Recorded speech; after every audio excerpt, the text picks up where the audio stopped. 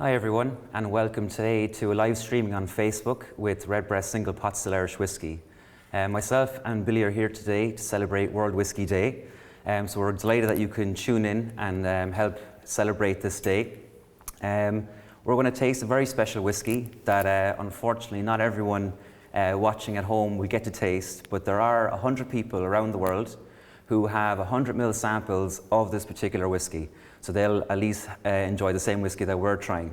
But for those of you who don't, if you have a glass of Redbreast with you, now is a great time to try it. For those of you who aren't familiar with our website, please check out redbreastwhiskey.com, and you can sign up to our members, the Birdhouse Members Club, for all the latest news and releases of whisky and expressions as well. Also, if you have any questions in the next, say, 20 minutes while we're doing a tasting, please post them on Facebook, or on Twitter you can use the handle hashtag #RedbreastDreamDram. So without further ado, I might pass it over to you, Billy, if you want to take us through this. Thanks, Dave. Yeah, my name's Billy Leighton, and I am the head blender here at Midleton Distillery. And part of my role is to look after everything that is Redbreast. And whenever I say look after everything that is Redbreast, it really means the quality, the consistency, and of course, very important, the availability to all those Redbreast fans out there. So that's enough from me. I'm sure everybody wants to get into having a taste of the whisky. The samples that are out there are unlabeled, so nobody actually knows what's in the bottle, apart from myself and Dave, of course. It's Redbreast related, so those of you out there who are Redbreast fans may assume that it's going to be a sherry cask, and you would be dead right. We have the actual cask here. I'm going to open it now because Dave and I don't have the 100 ml samples, and but we've got the cask. So the blender's dog comes in handy here, and let's hope there's enough still in the barrel to get us some samples. Oh yeah, sounds good.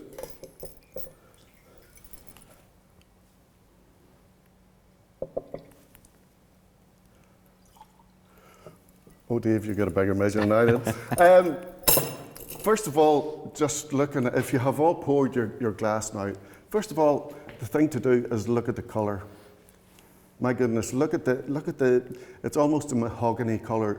It's taken on those rich contributors that are coming from the seasoning in this sherry cask. So without further ado, just let's take a nose. It's an incredible, full, I don't know, what I'm getting is big, luscious, juicy fruit, very succulent, and that's all coming from the sherry cask. So, a little bit more detail about the whisky. The cask itself, you'll see here the number is 41207. The date on it is 2011. Now, don't be misled by the 2011, because it's whisky that was actually recast into this cask in 2011. So it's about 6 years in this cask. It had, before that, it had 25 years in refill ex-bourbon cask. So the whisky that you have in your hand just now is actually just over 31 years old. Okay, and whenever I was asked to look for this dream cask for this event, the first place I went to was to where we got the whisky for the very first Redbreast 21. We launched Redbreast 21. The first vatting of Redbreast 21 was done on the 20th of August 2013. And actually, this cask was in the same parcel of casks that were selected in the first vatting of Redbreast 21. So it is a kind of a sentimental attachment to me. So the nose, back to the nose again, rich, full of fruit, dark fruit, succulent, plums, figs, that's what I'm getting. Now, folks, if you're getting other descriptors, please send them in, what you find, what you're finding in the nose of the whiskey. And don't forget, it's a single pot still whiskey. Single pot still typically has got that spicy character. So what we've got here, what I'm picking up in the aroma is the fruit that's coming from the sherry cask and the spices that are characteristic of the single pot still distillate. Billy, as well, you mentioned it's a recasking, meaning it's moved, the contents of the spirit itself moved from one cask after a number of years into another. I often get asked, you know, what's the difference between recasking and a finish, for example? Yeah, well, a finish, the Redbreast range is a good place to start and look at finishes, because we just launched last year the Redbreast Lustau edition, which is a cask finish, which was taking a vatting of whiskey and putting it into, in the case of Lustau, a Lustau Oloroso sherry cask, so Oloroso sherry seasoned cask, for a short period of time to pick up those fresher flavours of the seasoning in the cask. That's a finish. That's what I call a finish. The recasking is a little bit more than that. It actually is part of the maturation. You would call it as part. It's a more significant part of the maturation of the whiskey. And why we did that for Redbreast 21 was to bring, because the Redbreast family is sherry orientated. Sherry is the key flavour driver in the Redbreast range. For Redbreast 21, if you could imagine, like, this whiskey had been in this cask for 21 years, it would have taken on a much more deep, woody character, which we wanted to avoid for that. So the recasking, it actually brings a bit of balance to the flavours that we want to achieve. So we can recask in sherry casks, we could recask into bourbon casks or other types, but it's to influence the characteristics of the whiskey to make them more in line with the character that we're looking for. Because that ties in nicely here. There's a question from Greg with Great Drams, because this has moved from bourbon into sherry. So Greg's asking, you know, what is the influence of the ex-bourbon barrel versus the influence of an ex-Oloroso sherry cask? That's a good question, Greg. What we're getting in here, there are sweeter notes in here, which will be, when we come to the tasting of it, you'll probably pick up the lighter, sweeter vanilla notes in there. Now, for me, the first 25 years in the ex-bourbon cask is delivering those sweeter vanilla notes, maybe a little bit of charred wood as well. So you've got what we've done by the recasking is we've combined the sweeter vanilla, maybe lighter fruit notes that we get from the bourbon cask with the heavier, more luscious fruit notes that we're going to pick up from the sherry contribution. Okay, so that's yeah. But all we've done so far is got a smell of it. Now, just before we taste it, we've got to say it's at cask strength. Cask strength, people tend to balk at the idea of cask strength. Some people love it. This one, because of the age of it, the cask strength currently, and what you have in your glass there, is 46.7% ABV. 46.7. that may seem quite low to be a cask strength, but whenever you consider that it has been losing strength, it started out in the ex-bourbon casks at 63.3% when it was filled on the 31st of October 1985. So what were you doing Halloween 1985? So 63.3, but 31 years later, over 31 years later, it has been losing strength. The recasking kind of halted that. Whenever it was recast in 2011, it was 48.3%. So the first 25 years it went 63.3 down to 48, and it's just gone down now to 46.7. But they've stopped. I want to taste it now, you know.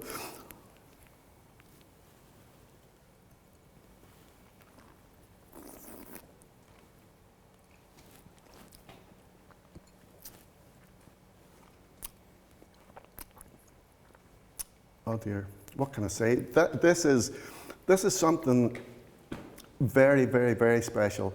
I don't know what anybody else is getting, but the first thing that I'm getting is a big, big burst of fruit, that succulent fruit. There's, you know, I'm getting a lot of blackcurrant. There's an orange, citrusy, kind of marmalade, almost orange marmalade character to it. But then there's some of those rich, luscious, like kiwi, even deepening down to, you know, maybe figs, prunes.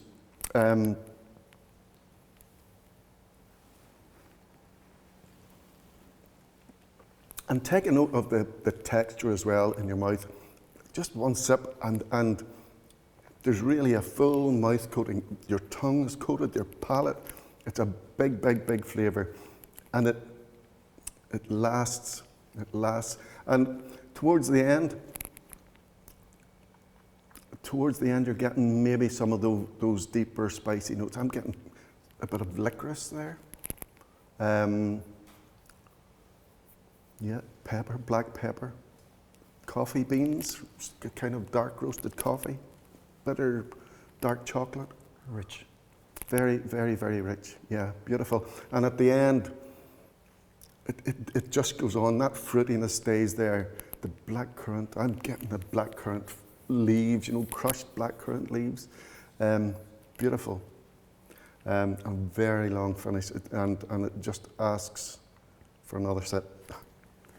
I think it's always good to be able to produce some whiskies with a cask strength, I suppose ABV. You know, it's not every day that there's whiskies out there that are all left at cask strength. So for example, you know, we would produce a Redbreast 12, which I'm sure you're all very familiar with, which is 40%, but then we also create the exact same recipe, according to the same formula and style, to create Redbreast 12 cask strength. So that's whatever it was naturally aging in the barrel is now in the bottle. So it's great for people to get a sample of whiskey that is kind of as natural as it can be without us kind of reducing it down to a bottling strength. So it's always a privilege to be able to try whiskey for us straight from a cask. But there are some whiskies we do produce at a cask strength for people to buy as well.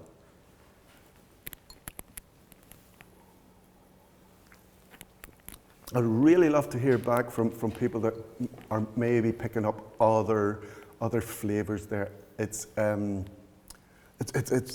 very, very, very complex whiskey. Loads of things going on, and it's all down to the cask. Our master distiller might not just entirely agree with that, but this is very much cask driven. Speaking about the cask, Billy, you mentioned about the year of the recasking, but a question came in about the colour. So Jake Mountain just said, nice blue spot on the cask. But yeah, Jake, don't take any other connotations from that except that designates that this is the first fill first fill sherry cask. So please, nobody read anything into the blue spot on the cask. We have been, again, going back to the whole recasking, because I think it's important for this particular cask, but a question comes in from Dennis Hendricks. How do you determine, the right moment to recask a whiskey? Yeah, well, that's a very good question. A lot depends upon what it's going to be used for. If it's going into a brand like Redbreast, one of the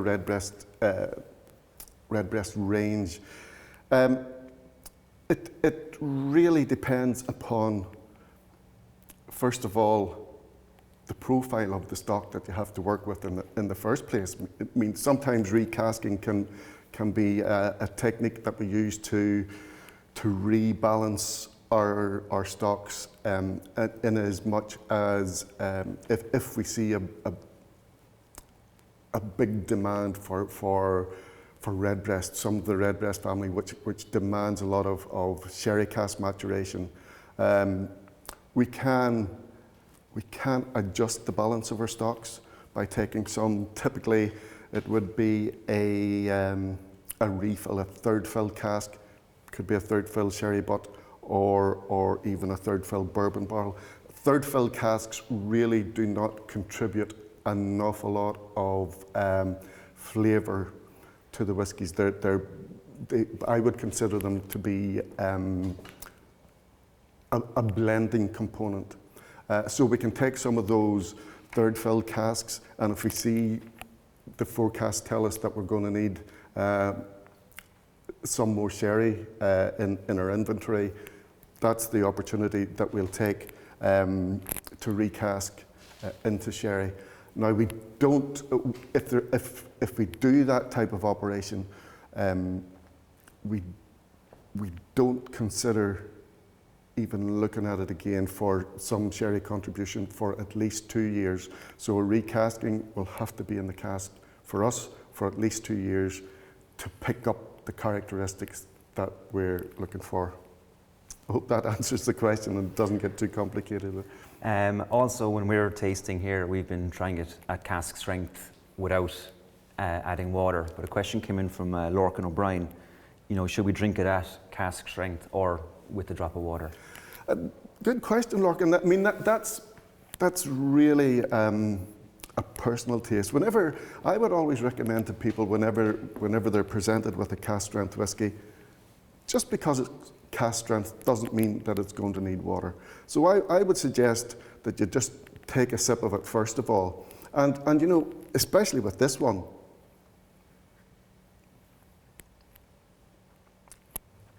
Take a sip, hold it in your mouth for 10 seconds, and your mouth starts to water. And you don't need to add water. For me, you don't need to add water to this one. You take care of that automatically. For this one, but it doesn't really apply to every whiskey. Sometimes you might get a cask, because this is 46.7, it's not so bad. You might get something a little bit stronger, maybe 58 up towards 60%, which will be very, very intense if you take it at cask strength. But again, I would say take a sip first of all and decide for yourself if it needs water and how much water you need. Like this one here, I don't feel needs water. Some people might want to add a little bit of water, but for me, it would only be a few drops of water. Sometimes that can open up the flavours and the aromas of the whiskey. At a higher strength, they can be very, very, very intense and maybe not so pleasant for everybody to taste.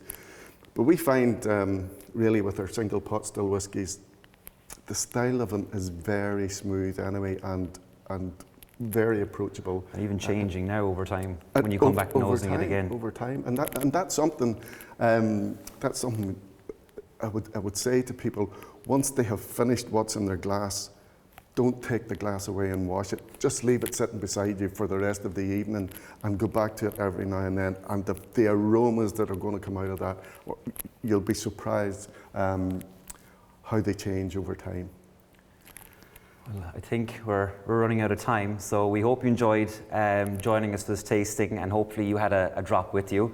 If you do have more questions, please keep posting them on Facebook and also with the hashtag on Twitter, Redbreast Dream Cask. So I think we might have one more question before we finish up, which I think is a great question, is what is the rest of this whiskey going to be used for?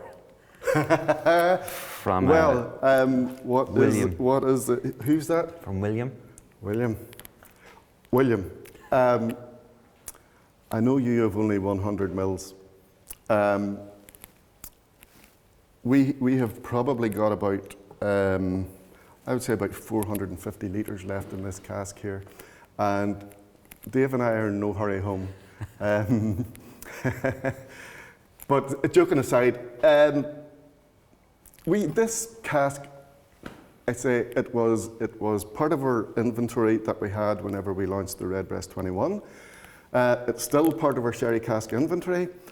We have no immediate plans to use this whiskey for anything in particular, but you know what would be really, really good would be for everybody out there to get onto the feed and persuade our marketing team that this is something that we should bottle exclusively for the Birdhouse members, something like we did with the Manual Love for the Stillhouse. But do that. Put the pressure on. And see what happens. We'll see what happens. All right, so I think from us, enjoy the rest of your weekend and International Whiskey Day. So, sláinte. Sláinte.